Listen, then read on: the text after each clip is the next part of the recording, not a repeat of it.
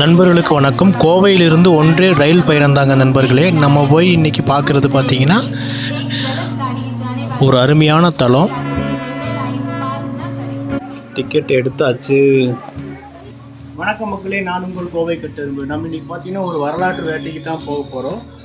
எங்கன்னு பார்த்தீங்கன்னா நம்ம இன்றைக்கி சிங்காநல்லூர் ரயில் நிலையத்திலிருந்து ஒரு வரலாற்று வேட்டைக்கு கிளம்ப போகிறோம். அது பார்த்தீங்கன்னா சாதாரண ஊர் கிடையாது. 1000 வருஷத்து ரகசியத்தை தான் வயிற்றுக்குள்ளே வச்சிருக்கிற ஒரு ஊர் தான். அந்த ஊரை போய் பார்க்கலாம் வாங்க ரயில் ஏறலாம், வரலாற்றை தோண்டி பார்க்கலாம். நாங்கள் நேரமாகவே ரயில்வே ஸ்டேஷன் வந்துட்டோம். கோயம்புத்தூர்லேருந்து மயிலாடுதுறை போகிற எக்ஸ்பிரஸை நாங்கள் பார்த்தோம். இந்த ட்ரெயின் இங்கே நின்று போச்சுன்னா எங்களுக்கெல்லாம் சௌகரியமாக இருக்கும்.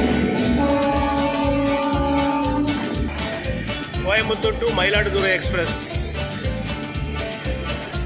அடுத்து பார்த்தீங்கன்னா பெங்களூர் வந்தே பாரத். ரொம்ப சந்தோஷமாக இருக்குது இந்த வந்தே பாரத் ரயிலில் பார்த்தது. வாங்க நண்பர்களே, நம்ம ரயில் வரப்போகுது. நம்ம ட்ரெயின் வந்தாச்சு நண்பர்களே. இதோ பாருங்கள் வந்துட்டுருக்கு. இந்த வண்டியில் நம்ம இடம் பிடிச்சி உட்கார போகிறோம்.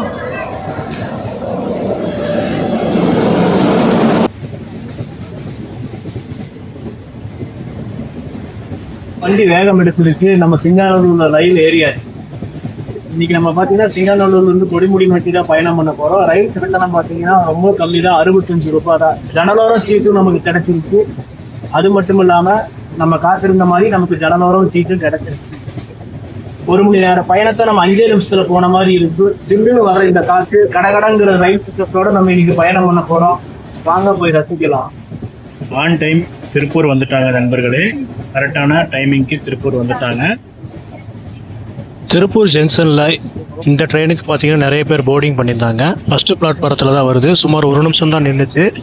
அப்படியே ட்ரெயின் எடுத்துட்டாங்க. இயற்கை காட்சிகள் அப்படியே ரசிச்சுட்டு ஜன்னல் ஓரத்தில் நாங்கள் வாங்கியிருந்த ஸ்நாக்ஸ் அப்படியே சாப்பிட்டு 2 பேரும் ஜாலியாக அப்படியே ட்ரெயின் ஜேர்னியை அனுபவிச்சுட்டு இருந்தோம். இதோ பாருங்கள் நண்பர்களே, பாத்ரூம் வசதி எல்லாம் பார்த்தீங்கன்னா நீட்டாக தான் இருக்குது.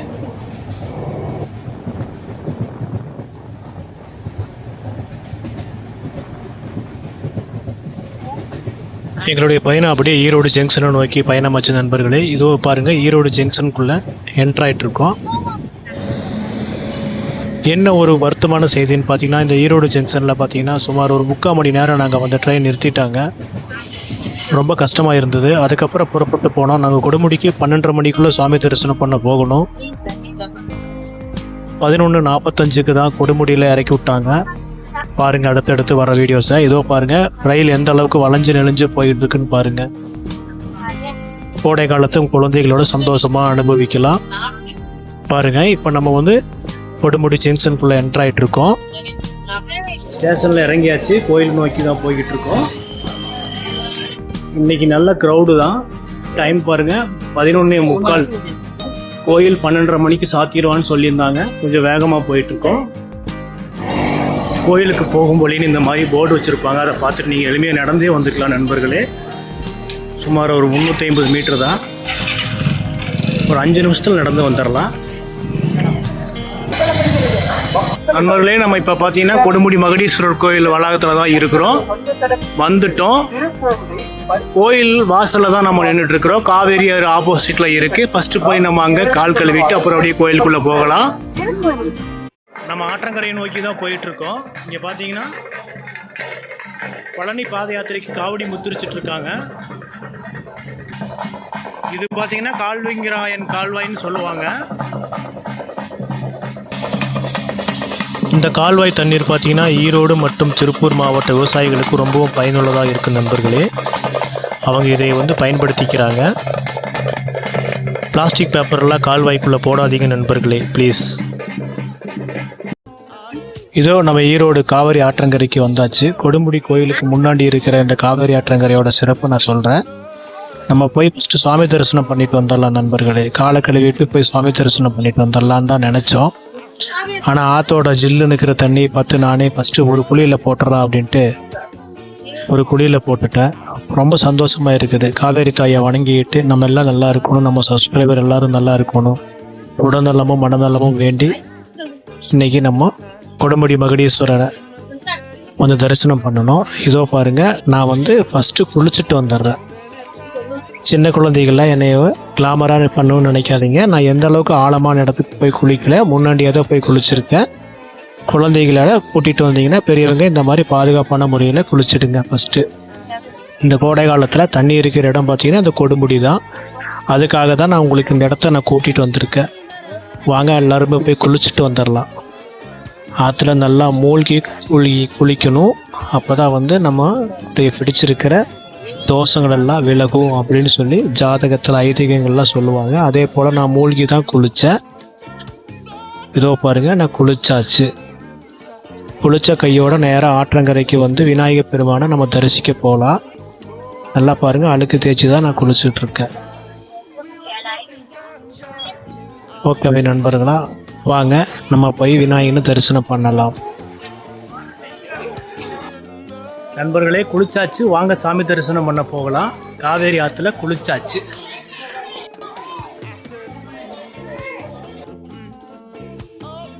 நீங்கள் உங்கள் குழந்தைகளோட வந்தீங்கன்னா இங்கே கோடை காலத்தை குதூகலமாக கொண்டாடலாம். பாருங்கள், தண்ணி எந்த அளவுக்கு ஆர்ப்பரிக்கு ஓடி வருதுன்னு பாருங்கள். அங்கே பார்த்தீங்கன்னா நிறைய நீர்க்காகங்கள் இருக்குது, உட்காந்துட்டு இருக்கு பாருங்கள். அருமையான இடம் நண்பர்களே. ஒரு கோடை காலத்தை குடும்பத்தோடு வந்து கொடுமுடி மகுடீஸ்வரரை சாமி தரிசனம் பண்ணிக்கிட்டு ஜாலியாக நீங்கள் இந்த ஆத்தங்கரையில் குளிச்சுட்டு விளையாண்டுட்டு ஒரு 200 ரூபா பட்ஜெட்டில் நீங்கள் வீடு திரும்பலாம். லேடிஸுக்கு பார்த்தீங்கன்னா குளிச்சுட்டு துணி மாத்திரக்கு பாதுகாப்பு அறையெல்லாம் இருக்குது பாருங்கள்.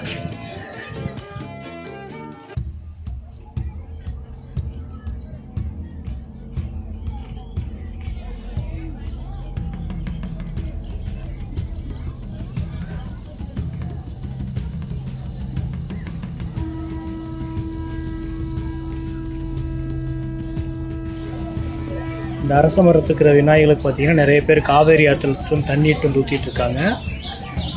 வேண்டுதல் இல்லாமல் நிறைவேற்றி தருவாங்கன்னு நம்பிக்கை வச்சு பண்ணிகிட்ருக்காங்க. இப்போ ஒரு அக்கா வந்து தண்ணி ஊற்றுறதுக்கு ரெடியாக இருக்காங்க.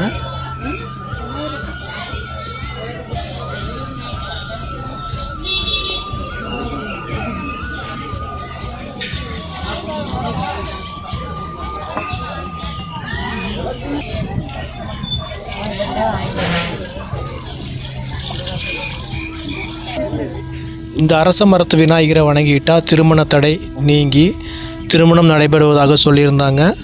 நிறைய பேர் பார்த்திங்கன்னா தொட்டில் கட்டியும் வழிபட்டுட்டு இருந்தாங்க. நான் அது எல்லாமே காட்சிப்படுத்தியிருக்கேன். அப்படியே ஸ்கிப் பண்ணாமல் பாருங்கள் நண்பர்களே. தல வரலாறு. இந்த கோயிலோட வரலாற்றை திரும்பி பார்த்தா இது வெறும் வழிபாட்டு தலம் மட்டும் கிடையாது, நம்ம தமிழ் மன்னர்களோட கலைப்படைப்பு. பாண்டிய மன்னன் மலையத்துவச பாண்டியனுக்கு பிறவிலேயே கையை ஒட்டியிருந்ததாகவும், இந்த தலத்தில் வந்து காவேரி ஆற்றுல நீராடி இறைவனை வணங்கிய பிறகு அந்த பிணி நீங்கியதாகவும் வரலாறு சொல்லுது. அதனால தான் இந்த ஊருக்கு பாண்டிய கொடுமுடிங்கிற பெயரும் உண்டு. சோழ மன்னர்களும் விஜயநகர பேரரசும் கூட இந்த கோயிலுக்கு பல திருப்பணிகளையும் செஞ்சு இதை பிரம்மாண்டமாக்கி இருக்காங்க. இங்கே இருக்கிற லிங்கத்தில் ஒரு ஆச்சரியம் என்னென்னா, அகஸ்திய முனிவர் இந்த லிங்கத்தை பிடிக்க முயன்ற போது அவரோட விரல் தழும்புகள் அந்த லிங்கத்து மேலே அப்படியே பதிஞ்சிருக்கு. அதை இன்றைக்கும் நாம் தரிசிக்க முடியும். அது மட்டும் இல்லாமல் உலகத்திலேயே அரிதான ஒரு விஷயம் இங்கே இருக்குது. சிவன், விஷ்ணு மற்றும் பிரம்மா ஆகிய மும்மூர்த்திகளும் ஒரே வளாகத்தில் தனித்தனி சன்னதிகளில் அருள்பாலிக்கிறாங்க. இங்கே இருக்கிற வன்னி மரம் தான் பிரம்மாவாக கருதப்படுது. இந்த மரத்தோட இலைகளை பறித்து நீங்கள் தண்ணீரில் போட்டால் அந்த தண்ணி எத்தனை வருஷம் ஆனாலும் கெட்டு போகாதுங்கிறது ஒரு அறிவியல் அதிசயம். காவிரி ஆறு வடக்குலேருந்து தெற்காக ஓடி வர்றது வழக்கம். ஆனால் கொடுமுடியில் மட்டும் ஒரு கிரீடம் போல் வளைஞ்சு கிழக்கு நோக்கி திரும்புறதால தான் இதுக்கு கொடுமுடின்னு பேர் வந்துச்சு. இப்படி பல வரலாற்று ரகசியங்களையும் ஆன்மீக அதிசயங்களையும் தன்னுள்ள வச்சுக்கிற கொடுமுடி மகுடேஸ்வரர் கோயிலை நம்ம கோவையிலேருந்து ரொம்ப எளிதாக ரயில் மூலமாகவும் பேருந்து மூலமாகவும் போய் தரிசனம் செய்யலாம். அப்பாவையும் அம்மாவையும் தரிசனம் பண்ணியாச்சு. மகுடீஸ்வரரையும் வடுகுடை நாகி அம்மையினும் தரிசனம் பண்ணியாச்சு நண்பர்களே. இதோ நம்ம பார்த்துட்டு இருக்கிறது பார்த்திங்கன்னா மகுடீஸ்வரர். முதல்ல நம்ம அவரை தான் தரிசனம் பண்ணிக்கிட்டோம். அடுத்தது அம்பாளை தரிசனம் பண்ணிக்கிட்டோம். இதோ பாருங்கள், நான் ஃபோட்டோ தான் நினச்சிருக்கேன். மூலவரை வந்து என்னால் எடுக்க முடியாது. இது வீரநாராயண பெருமாள். இந்த குளத்தில் தான் அங்கே படுத்திருப்பார். பார்க்குறதுக்கு ரொம்ப நல்லா இருக்குது. இது அவரோட தாயார் லக்ஷ்மி தேவி. எல்லா சாமியுமே இங்கே இருக்குது நண்பர்களே. முருகப்பெருமான் வள்ளி தேவானியோட காட்சி தராரு, விநாயகரும் காட்சி தராரு.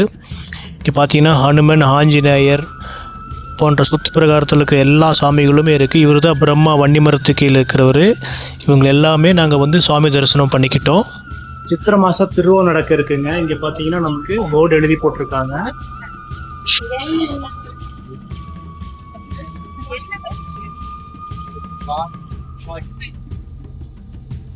21/4/2026 வருடம் பார்த்தீங்கன்னா கொடியேற்றத்துடன் திருவிழா நடக்க இருக்குங்க. இதோ பாருங்கள், நான் போய் பிரம்மதேவரை தரிசனம் பண்ணிக்கிட்டு இருக்கேன். வன்னிமரத்துக்கு கீழே இருக்கிற இந்த பிரம்மதேவரை ஒரு முக்கியமான விஷயம் சொல்கிறேங்க. 3000 வருஷத்துக்கு பழமையான இந்த வரலாறு என்னென்னு பார்த்தீங்கன்னா, ஒரு சைடு பார்த்தீங்கன்னா முற்களாகவும் ஒரு சைடு பார்த்தீங்கன்னா இலைகளாகவும் ஆனது தான் இந்த வன்னிமரம். சுமார் வந்து பார்த்தீங்கன்னா இது வந்து 3000 வருஷத்துக்கு மேலே ஆச்சுன்னு சொல்லி வரலாற்று ஆய்வாளர்கள் சொல்கிறாங்க. இது உண்மையான நிகழ்வு நண்பர்களே. இந்த வன்னிமரத்தோட இலையை பார்த்தீங்கன்னா தண்ணியில் போட்டால் வந்து கெட்டு போகாது நண்பர்களே. இது உண்மையான விஷயங்க. இதுதான் நம்ம முன்னோர்கள் அறிவியல் ஆச்சரியமாக சொல்கிறாங்க. இதோ நம்ம பிரம்மதேவரை வந்து தரிசனம் பண்ணிக்கிட்டு இருக்கோம்.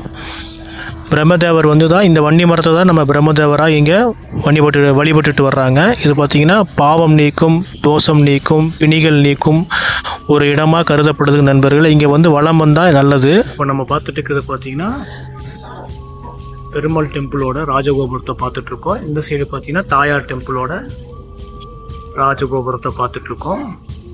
அப்படியே லெஃப்ட் ஹேண்ட் சைடு திரும்பணும்னா ஹனுமன் டெம்பிளோட. நண்பர்களே, தரிசனம் அருமையாக முடிஞ்சது நண்பர்களே.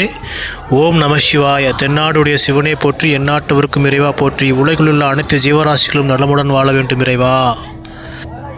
சந்தோஷமாக இருந்தது நண்பர்களே. இந்த வீடியோவை பற்றி கருத்துக்கள் அப்படியே கமெண்ட் பாக்ஸில் பதிவிடுங்க. இன்னும் வீடியோ முடியல. இப்போ நம்ம சுற்றுப்பிரகாரத்துக்கு வெளியில் வந்து தான் சாமி தரிசனம் பண்ணிகிட்ருக்கோம். நண்பர்களே பாருங்கள், நம்ம இப்போ ஆற்றங்கரையில் தான் இருக்கிறோம்.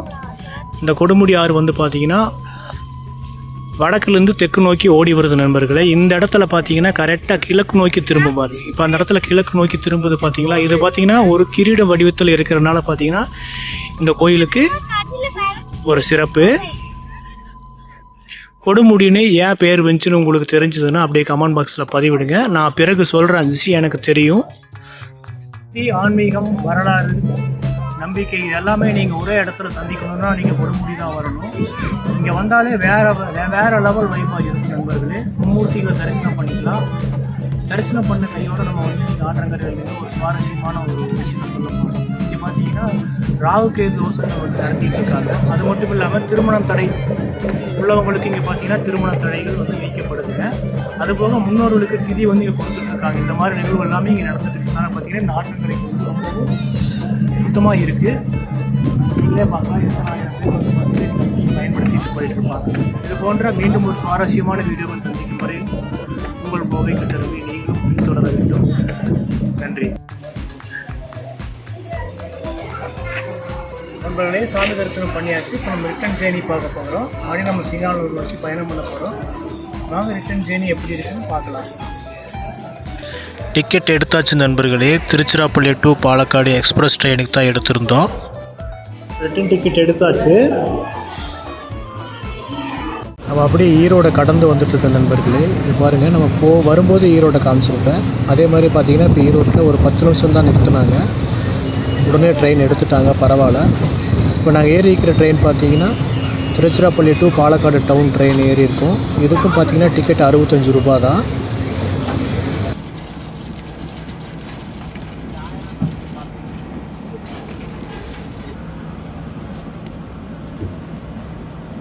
நண்பர்களே, இந்த வீடியோ பிடிச்சிருந்ததுன்னா ஒரு லைக் பண்ணி ஒரு ஷேர் பண்ணுங்க, கமெண்ட் பண்ணுங்க. உங்கள் கருத்துக்களை அப்படியே கமெண்ட் பாக்ஸில் பதிவிடுங்க. மீண்டும் ஒரு சுவாரஸ்யமான வீடியோவில் சந்திக்கும் வரை உங்களுக்கு கோவை கட்டணத்து.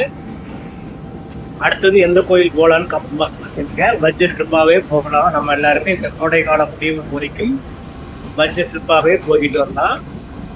இப்போ சிங்கானூர் ரயில்வே ஸ்டேஷன் வந்துருச்சு. நம்ம இறங்கிட போகிறோம். டாடா, பாய் பாய்.